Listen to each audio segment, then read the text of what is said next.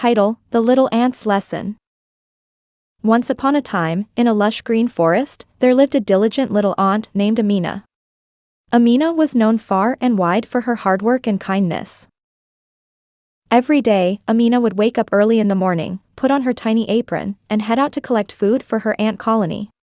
She would march tirelessly, carrying pieces of food many times her size back to the anthill. One sunny morning, while Amina was on her usual food-gathering expedition, she came across a struggling spider. The spider was tangled in its own web, unable to free itself. Amina stopped and watched as the spider desperately tried to escape. Seeing the spider's distress, Amina's heart filled with compassion.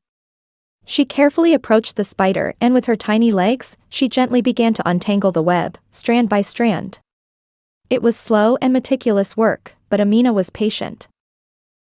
After some time, the spider was finally free. It looked at Amina with gratitude in its eyes and said, "Thank you, Amina, for saving me. I thought I was doomed." Amina smiled warmly and replied, "It's my pleasure. Allah teaches us to be kind and help those in need. We are all creatures of Allah, and it's our duty to care for one another."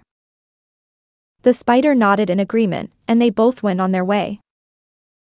As Amina continued her journey, she felt a sense of happiness and fulfillment.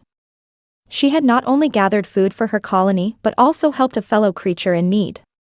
Her actions were a reflection of the kindness and compassion taught by Islam.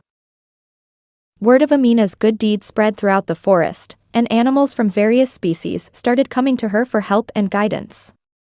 Amina became a symbol of kindness and empathy, not only among the ants but also among all the creatures of the forest.